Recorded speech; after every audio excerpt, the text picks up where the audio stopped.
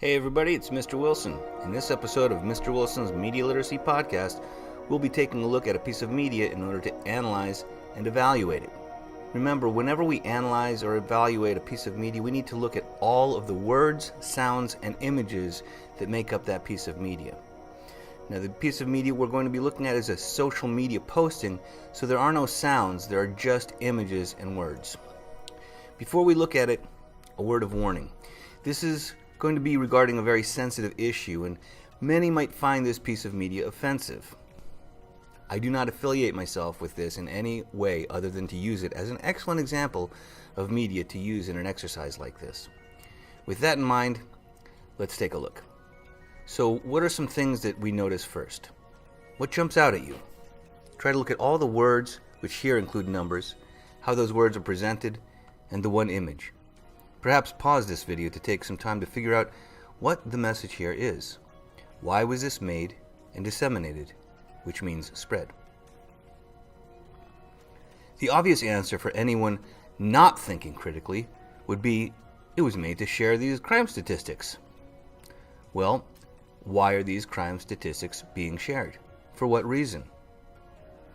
I think the key to understanding the why is looking at the image.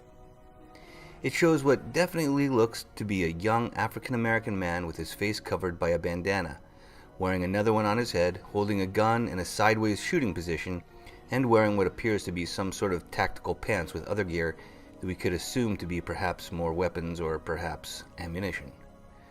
Why is this image used here? How are we supposed to feel about this image?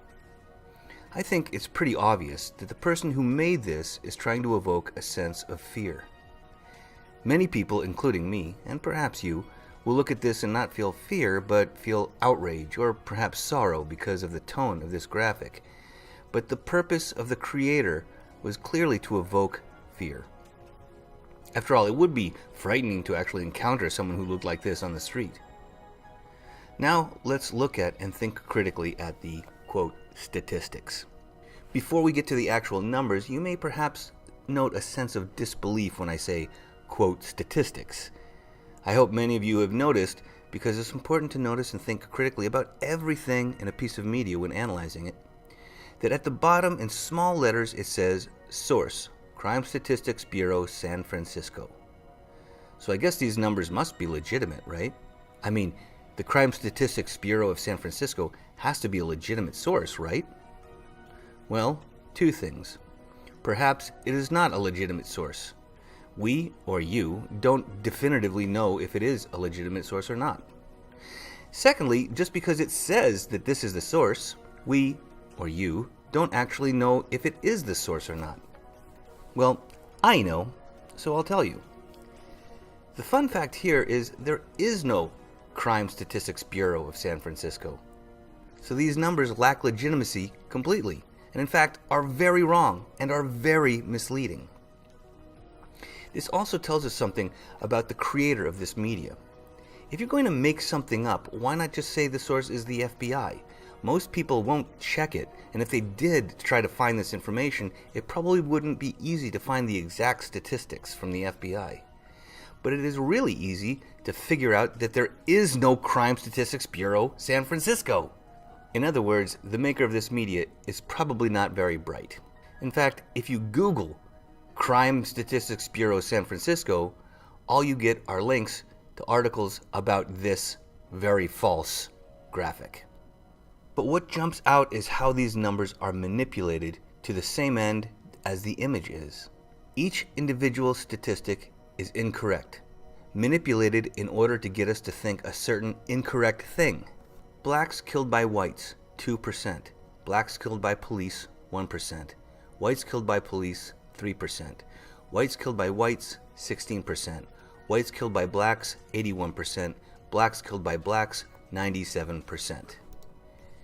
This is obviously trying to get us to believe that, 1, police kill very few people in general, especially very few black people, and also to think that black people kill a lot of other people, which is incorrect. These statistics are false.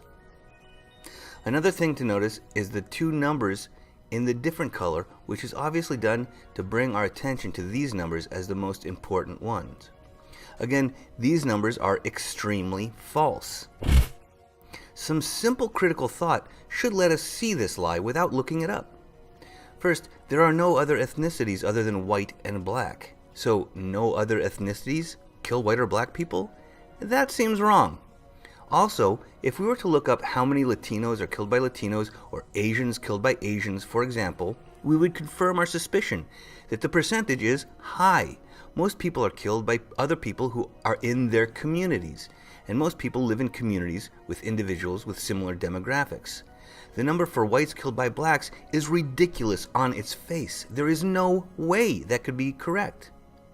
Here are the actual numbers per the FBI. Blacks killed by whites, 7.6%.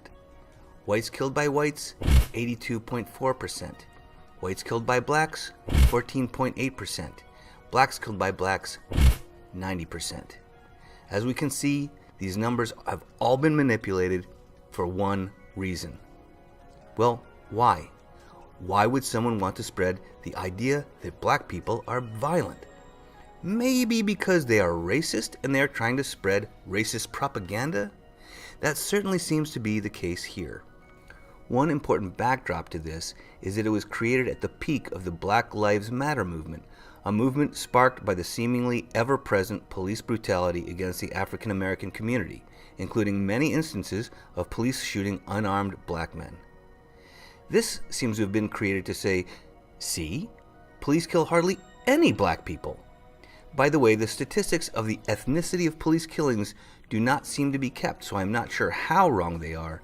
However, given what we know now about this noxious piece of media, it is most definitely wrong and made up to tell the story that this person wants to tell, which is that Black Lives Matter movement is silly because police don't kill many black people. The Black Lives Matter movement has sparked a lot of controversy, mostly due to misinterpretation and ignorance. Many claim that all lives matter, or that blue lives, meaning police, matter. What these people don't seem to understand is these two things aren't mutually exclusive. Mutually exclusive, by the way, means that two things can't be true at the same time. A coin toss can't be both heads and tails at once, for example. So this is not mutually exclusive. Saying Black Lives Matter doesn't mean that all lives or blue lives don't matter. It simply means that the African American community and their allies are pointing out that the systemic racism that has led to police brutality is wrong and needs to be addressed. And if you disagree with that statement, well, I'm not sure what to say to you. Some people might say there is no systemic racism or police brutality that stems from it. They would be wrong. During the civil rights movement, police used fire hoses and attack dogs on peaceful protesters. That is simply non-negotiably racist. No one can argue that.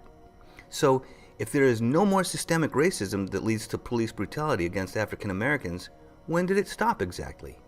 In the 1980s?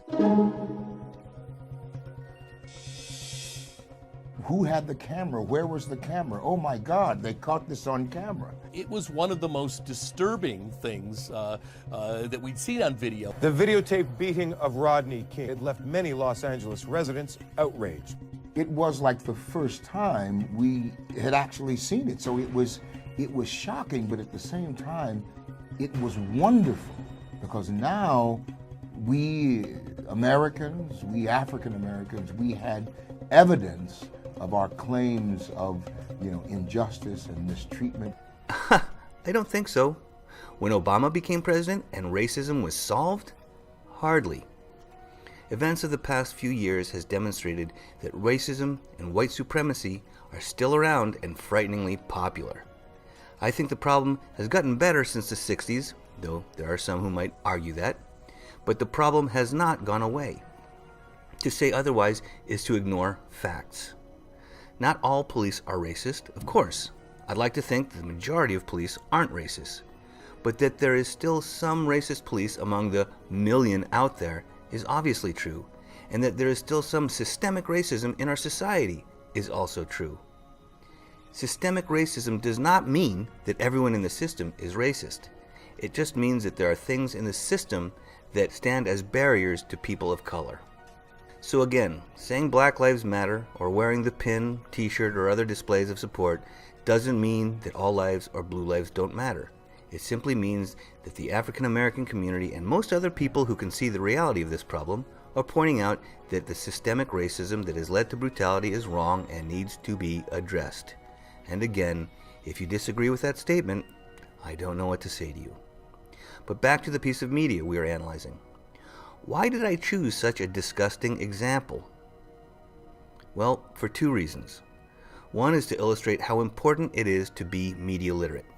There are literally millions of people who saw this graphic and didn't doubt its validity for a second. Why? Simple ignorance. If they were media literate, they would be able to see through this vile lie in a second. In fact, one of those media illiterate people tweeted out this graphic in 2015, and it made huge news, which is the second reason I used this example. That person who tweeted out this racist graphic is the President of the United States, Individual 1, Donald Trump. I don't know about you, but I find that extremely disturbing. Now, Trump did not make this piece of media. He found it and retweeted it. Who made it? It's not known for certain, but the first person to tweet this graphic out could very likely be the creator. And that person has a modified swastika as an avatar and an admiring reference to Adolf Hitler. So there you have it. Donald Trump is posting racist imagery that comes directly from a neo-Nazi. Now, this video is also media and should be analyzed as well. If you are wondering about any of my facts, I'll have some links below you can check out, and you may read about this for yourself, including a great article from the Washington Post with proof in the form of facts and figures that there is indeed systemic racism in the criminal justice system. So, feel free to disagree with me, but I've tried to stick pretty strictly to factual statements. So I'll close with two more. The graphic we looked at here is racist. That's a fact. The President of the United States tweeted it out. That is another fact. I'll leave it to you to draw your own conclusions when thinking about these two indisputable facts.